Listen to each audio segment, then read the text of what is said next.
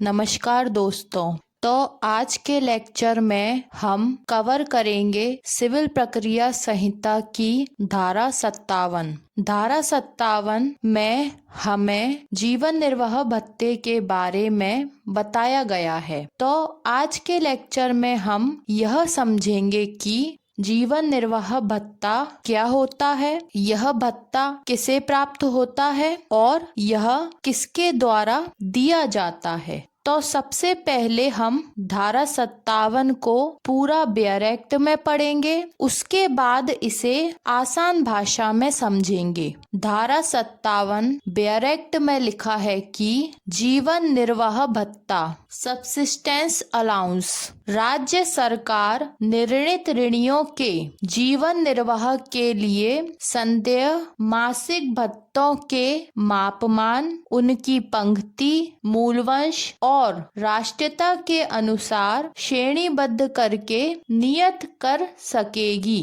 तो अब हम धारा 57 को आसान भाषा में समझते हैं। धारा 57 बात करती है जीवन निर्वाह भत्ते के बारे में। तो जीवन निर्वाह भत्ता वह भत्ता होता है जो किसी व्यक्ति को उसका जीवन यापन करने के लिए दिया जाता है, यानी कि कोई व्यक्ति उचित तरीके से अपना जीवन चला सके और इसके लिए उसे जो खर्चा दिया जाता है उसे गुजारा भत्ता या जीवन निर्वाह भत्ता कहते हैं। जीवन निर्वाह भत्ते में वह सारे खर्चों का भुगतान किया जाता है जो एक जीवन को चलाने के लिए आवश्यक होते हैं। अब हम यह देखते हैं कि धारा 57 में जीवन निर्वाह भत्ता किसे दिया जाता है। तो जीवन निर्वाह भत्ता निर्णीत ऋणी को दिया जाता है। निर्णीत ऋणी वह व्यक्ति होता है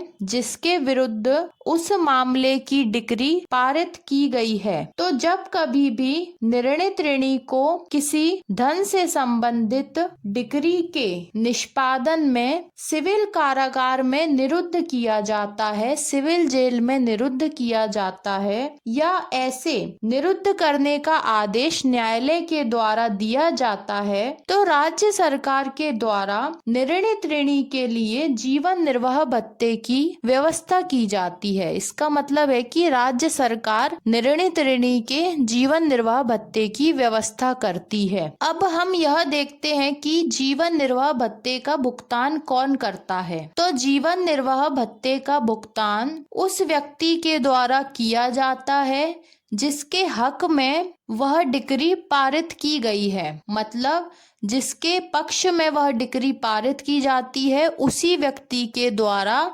जीवन निर्वाह भत्ते का खर्चा उठाया जाता है। यानी डिक्रीधारी द्वारा जीवन निर्वाह भत्ते का भुगतान निर्णीत ऋणी को किया जाएगा और किस निर्णीत ऋणी को कितना जीवन निर्वाह भत्ता प्राप्त होगा, इस बात का निर्धारण उस राज्य की सरकार के द्वारा किया जाता है जिस राज्य का वह मामला है। उस राज्य की सरकार के द्वारा निर्णीत ऋणी की पंक्ति, रैंक, मूलवंश, रेस और राष्ट्रीयता, इन तीनों को ध्यान में रखते हुए ही जीवन निर्वाह भत्ते का निर्धारण किया जाता है। मतलब किस निर्णीत ऋणी को कितना जीवन निर्वाह भत्ता प्राप्त होगा यह उसकी पंक्ति, मूलवंश और राष्ट्रीयता के आधार पर डिसाइड होता है। तो यह थी सिविल प्रक्रिया संहिता की धारा 57। अब हम आपको यह बताते हैं कि धारा 57 के साथ सिविल प्रक्रिया संहिता का कौन सा आदेश पढ़ा जाएगा। तो धारा 57 के साथ हमेशा सिविल प्रक्रिया संहिता का आदेश 21 और आदेश 21 का नियम 39 पढ़ा जाता है। आदेश 21 का नियम 39 भी जीवन निर्वाह भत्ते की बात करता है और जीवन निर्वाह भत्ते के बहुत ही इम्पोर्टेंट प्रोविजन हमें आदेश 21 के नियम 39 में पढ़ने को मिलते हैं। तो इस प्रकार से हमें पता चलता है कि धारा 57 के साथ आदेश 21 का नियम 39 पढ़ा जाता है। तो अब हम आदेश 21 के नियम 39 को पॉइंट बाय पॉइंट बहुत ही आसान भाषा में समझते हैं। आदेश 21 नियम 39 का पहला पॉइंट। तो पहला पॉइंट हमें इस सवाल का जवाब देता है कि निर्णित ऋणी को कब तक गिरफ्तार नहीं किया जाएगा। तो इसका जवाब यह है कि जब तक डिक्रीधारी ने, मतलब जिस व्यक्ति के पक्ष में वह डिक्री पारित की गई है, उस व्यक्ति ने जब तक और जिस समय तक न्यायालय में ऐसी राशि जमा न कर दी हो। कौन सी राशि जमा न कर दी हो? जो उस न्यायालय का न्यायाधीश निर्णित ऋणी की गिरफ्तारी से लेकर उस निर्णित ऋणी को न्यायालय में लाए जा सकने तक उस निर्णित ऋणी के जीवन निर्वाह के लिए पर्याप्त समझता है। मतलब न्यायाधीश जितनी राशि जीवन निर्वाह भत्ते के लिए पर्याप्त समझता है, उतनी राशि जब तक डिक्रीधारी ने न्यायालय में जमा नहीं कर दी है, तब तक कोई निर्णित ऋणी गिरफ्तार नहीं किया जाएगा। इसका मतलब है कि पहले डिक्रीधारी को निर्णित ऋणी की गिरफ्तारी और उसको न्यायालय में लाए जाने का पूरा खर्चा न्यायालय में जमा करना होगा, तभी वह निर्णित ऋणी गिरफ्तार किया जाएगा। अब आता है आदेश 21 के नियम 39 का पॉइंट नंबर 2। तो दूसरा पॉइंट हमें यह बताता है कि जीवन निर्वाह भत्ते का निर्धारण कौन करता है। तो जहां निर्णित ऋणी धन की डिक्री के निष्पादन में सिविल कारागार को सौंपा जाता है, वहां न्यायालय उस निर्णित ऋणी के जीवन निर्वाह के लिए ऐसा मासिक यानी महीने का भत्ता निर्धारित करेगा जिसके लिए निर्णित ऋणी धारा 57 में प्राप्त करने का अधिकारी है। और यदि धारा 57 में राज्य सरकार के द्वारा ऐसे जीवन निर्वाह भत्ते का निर्धारण नहीं किया जाता है, तो ऐसी स्थिति में क्या होगा? तो ऐसी स्थिति में न्यायालय के द्वारा जीवन निर्वाह भत्ते की ऐसी राशि निर्धारित की जाएगी जिसे न्यायालय निर्धारित करना उचित और आवश्यक समझता है। इसके बाद आता है आदेश 21 के नियम 39 का पॉइंट नंबर 3। तो पॉइंट नंबर 3 हमें यह बताता है कि जीवन निर्वाह भत्ता कब दिया जाता है या कब दिया जाएगा। तो न्यायालय द्वारा निर्धारित किया गया जीवन निर्वाह भत्ता उस पक्षकार द्वारा जिसके आवेदन पर उस निर्णित ऋणी को गिरफ्तार किया गया है, उस पक्षकार द्वारा अग्रिम यानी एडवांस में मासिक संदायों यानी महीने के भुगतानों द्वारा हर मास हर महीने के प्रथम दिन यानी पहले दिन के पूर्व, मतलब पहले दिया जाएगा। इसका मतलब यह है कि डिक्रीधारी के आवेदन पर जिस निर्णित ऋणी को गिरफ्तार किया गया है, उसके जीवन यापन के लिए एडवांस में ही जीवन निर्वाह भत्ते का भुगतान किया जाएगा। एडवांस भुगतान डिक्रीधारी द्वारा कर दिया जाएगा। इसके बाद हमें पढ़ने को मिलता है पॉइंट नंबर 4। तो चौथा पॉइंट हमें यह बताता है कि जीवन निर्वाह भत्ते का सबसे पहला और उसके बाद के भुगतान किसे किए जाएंगे। तो पहला भुगतान तो न्यायालय के उचित अधिकारी को चालू मास, मतलब वह समय जिस समय निर्णित ऋणी को गिरफ्तार करने के बाद न्यायालय में लाया जाता है, यानी निर्णित ऋणी को गिरफ्तार तो किया गया है परंतु उसे अभी सिविल कारागार को सुपुर्द नहीं किया गया है, सौंपा नहीं गया है। तो सिविल कारागार कारागार में सौंपने से पहले जो समय शेष बचता है, मतलब गिरफ्तारी तो हो गई है परंतु सिविल जेल में नहीं डाला गया है, तो सिविल कारागार में डालने से पहले का जो खर्चा होता है वह सारा खर्चा न्यायालय के उचित अधिकारी को दिया जाता है, क्योंकि अभी निर्णित ऋणी को गिरफ्तार करने के बाद न्यायालय में हाजिर किया गया है, इसीलिए न्यायालय के उचित अधिकारी को पहला भुगतान किया जाएगा और उसके बाद के पश्चातवर्ती सभी भुगतान उस सिविल कारागार का जो भारसाधक अधिकारी होगा उसे किए जाएंगे। मतलब बाद के सारे भुगतान सिविल कारागार सिविल जेल के भारसाधक अधिकारी को किए जाते हैं और सबसे पहला भुगतान न्यायालय के उचित अधिकारी को किया जाता है। यानी जीवन निर्वाह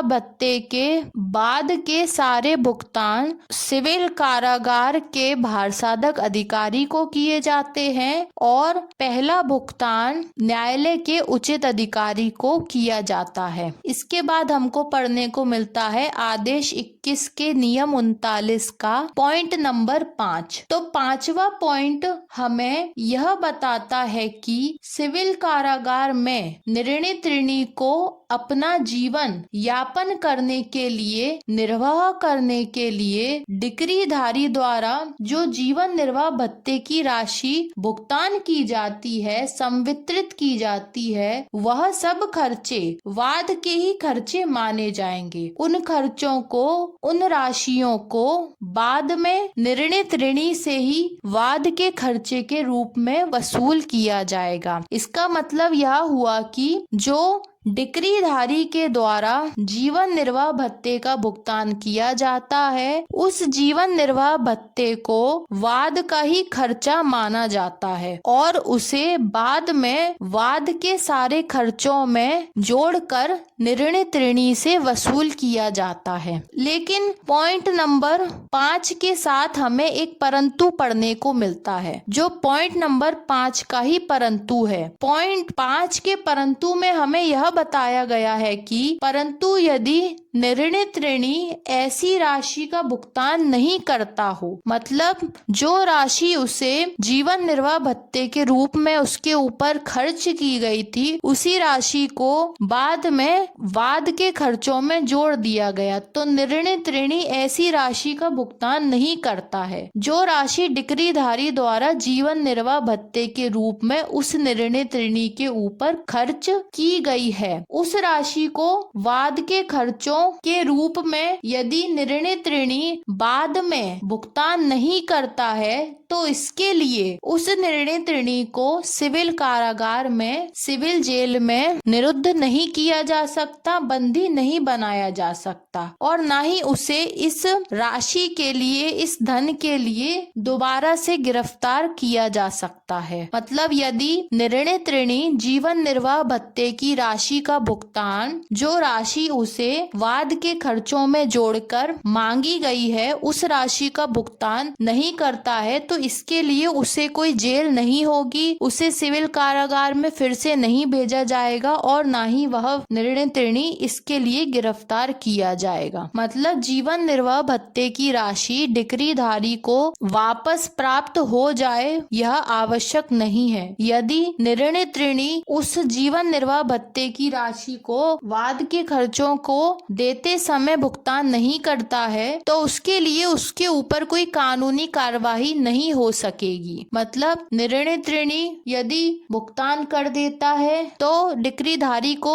जीवन निर्वाह भत्ते का जो उसने खर्च किया है वह प्राप्त हो जाएगा, लेकिन यदि निर्णित ऋणी भुगतान नहीं करता है तो वह उसके विरुद्ध कोई अलग से वाद न्यायालय में लेकर नहीं जा सकता और उसे गिरफ्तार नहीं करवा सकता। तो यह थी सिविल प्रक्रिया संहिता की धारा 57 और उसके साथ साथ हमने पढ़ा सिविल प्रक्रिया संहिता के आदेश 21 का नियम 39। अब हम यह समझते हैं कि धारा 57 और आदेश 21 के नियम 39 को लाने के पीछे का क्या उद्देश्य था। तो धारा 57 और नियम 39 को लाने के पीछे का उद्देश्य यह है कि जब कभी भी सिविल मामलों में गिरफ्तारी की जाती है तो उस गिरफ्तारी का खर्चा और सिविल जेल में, सिविल कारागार में जितने दिन भी वह व्यक्ति बंद रहेगा तो उतने दिन का उसका जीवन यापन का खर्चा कौन वहन करेगा।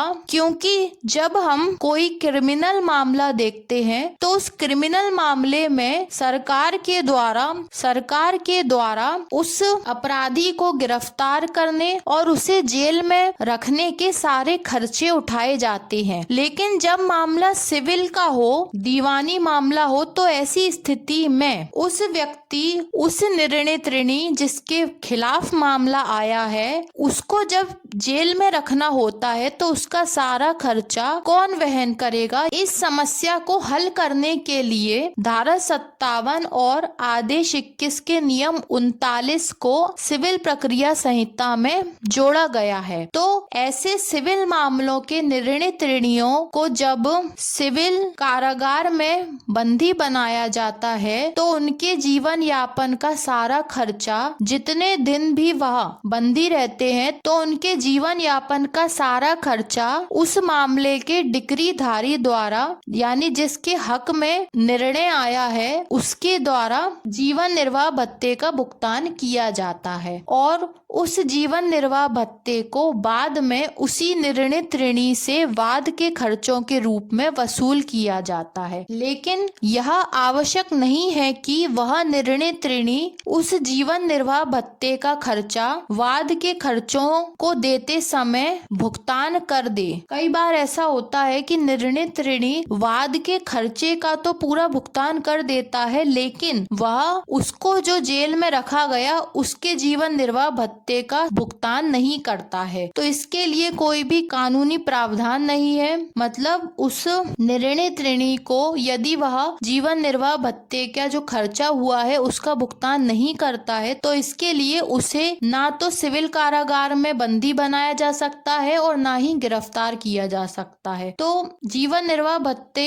का भुगतान होता है तो ठीक है, और यदि नहीं होता है तो इसके लिए निर्णित ऋणी के विरुद्ध कोई कानूनी प्रक्रिया नहीं अपनाई जा सकती। फिर सारा खर्चा डिक्रीधारी के खाते में रहता है और सारा खर्चा उसे ही वहन करना पड़ता है, उसे ही उठाना पड़ता है। तो यह थी सिविल प्रक्रिया संहिता की धारा 57 और इसके साथ ही साथ हमने पढ़ा आदेश 21 का नियम 39। अब मिलते हैं अगले लेक्चर में। धन्यवाद।